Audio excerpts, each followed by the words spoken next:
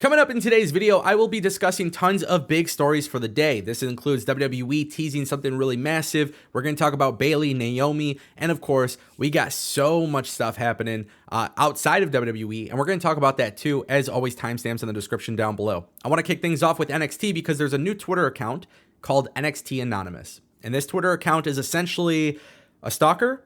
Yeah, it's really strange, but it looks like WWE is headed into a stalker storyline with a huge reveal. Now, there are no rumors just yet as to who is going to be revealed as a stalker, but I feel very confident in putting out a huge guess, and I would say it's going to be Lola Vice. Let's rewind for a second. What's happening here? Well, if you guys don't follow NXT Anonymous on Twitter, essentially this account is stalking Katana Chance and Kaden Carter while they were speaking to a medical personnel at the Performance Center.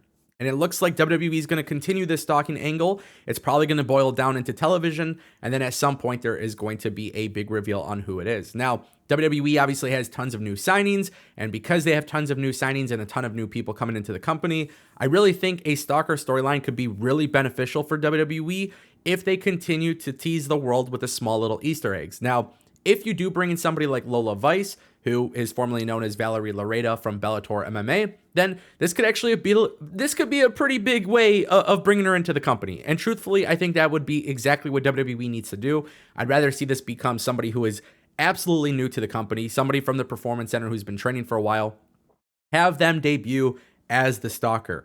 A big storyline like this with tons of Easter eggs, eventually to reveal a new face, could be a really good way to introduce somebody new to the television screen. And then obviously with WWE utilizing this stuff through social media, it makes me wonder, what is WWE's big payoff, especially because Katana Chance and Kaden Carter are the women tag team champions. I'm really intrigued there. I really hope this is not somebody who's already on the roster, who's already been on TV getting repackaged. I think this is definitely necessary for a brand new debuting face. I want to turn our attention to Naomi. If you guys missed my last video, I made a video talking about Naomi and a lot of big things obviously happening with Sasha Banks going to New Japan. I spoke about Naomi going to New Japan to support her friend Sasha Banks. And now it appears that Naomi returning to WWE seems to be pretty definite, at least according to Brian Alvarez. It sounds like Naomi is in fact returning to WWE, and this is not necessarily shocking to me. I even posted in my previous video that I think it makes more sense for Naomi to return to the WWE, and I think it is much better for WWE to bring Naomi in as somebody who can compete against Charlotte Flair or potentially join the Bloodline. And I would love to see Naomi join the company as a heel. And for those who are comparing Naomi and Sasha Banks, they're in two different situations. And, you know, from the outside looking in, I believe that the walkout always had more to do with Sasha than it ever did with Naomi. That's just the way I'm looking at it from the outside looking in. Obviously, when talent are fed up, they're going to walk out. But I do feel very confident that Naomi is going to do very good things with WWE if she joins the Bloodline. If she's a single star without the Bloodline, I don't think it really matters. I think Triple H is in a situation where Triple H is genuinely going to do good by her.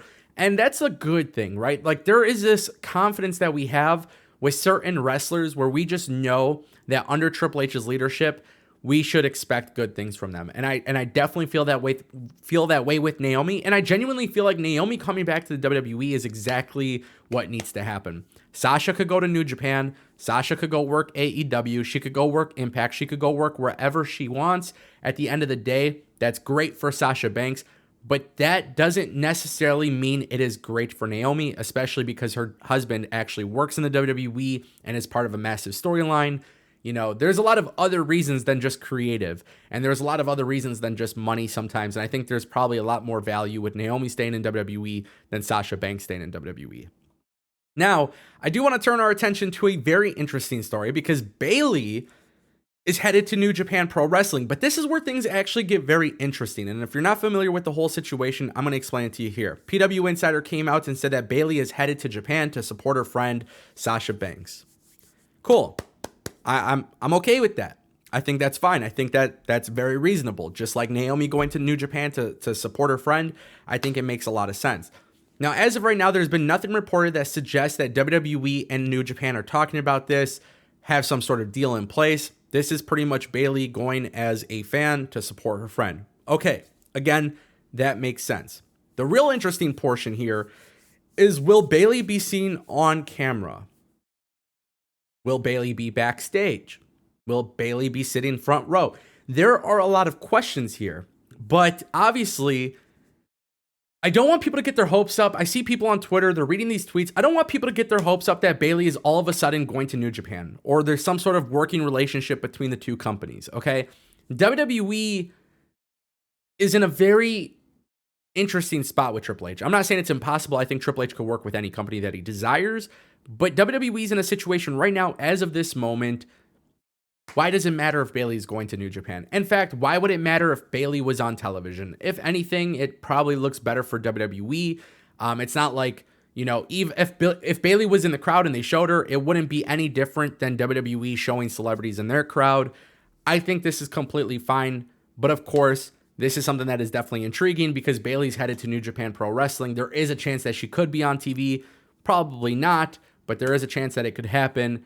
Whether she's acknowledged or not, it's going to be very interesting. I'm going to be watching New Japan Pro Wrestling Wrestle Kingdom 17. I'll bring you guys my review and my, reactions and all that good stuff for a later video, which now would be a good time to remind you. If you guys want more videos like this, go ahead and click that subscribe button. This way you can get notified every single time we're making a new video. But now we're going to talk about NWA because I really want to talk about this. I really want to talk about this. So for those who are unaware, NWA has made a massive announcement today. Some people will like it, some people will dislike it, but basically, NWA has announced that they are returning to YouTube with NWA Power airing on Tuesdays at 6:05 p.m. Now remember, when Billy Corgan bought the NWA and he brought it to life, it started off on YouTube, and that's just kind of the way it was, right? Now, basically, Billy Corgan has announced this. AEW, WWE, Impact, all these other companies have television deals. NWA's on YouTube. I think NWA being on YouTube is better than a subscription service like Fight TV, like how they were before. But I think it's also really important to mention that if NWA seriously wants to grow, they have to start changing the way they operate their business, their presentation. They got to get a television deal at some point. It's a lot easier said than done, and I totally understand that, but NWA moving to YouTube is probably not going to be a big change for them.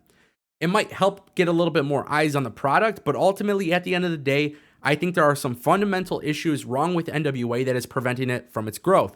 I also think when you make Tyrus the world champion, when you have so many other talented people on your roster, that's a head scratcher. And I get it, he's on Fox and whatever, but at the end of the day, young people aren't watching Fox. Old people are, and I get it, NWA is the nostalgic brand or whatever it may be, but I just feel like there's a ton of fundamental issues wrong with NWA. In order for them to really grow, moving to YouTube does not simply solve that. That's my opinion. I want to hear your opinion down in the comment section below. I appreciate everybody watching this video. 2023 is here. I'm going to keep you guys updated with everything happening in pro wrestling. Thank you so much for watching. I'll see you next time.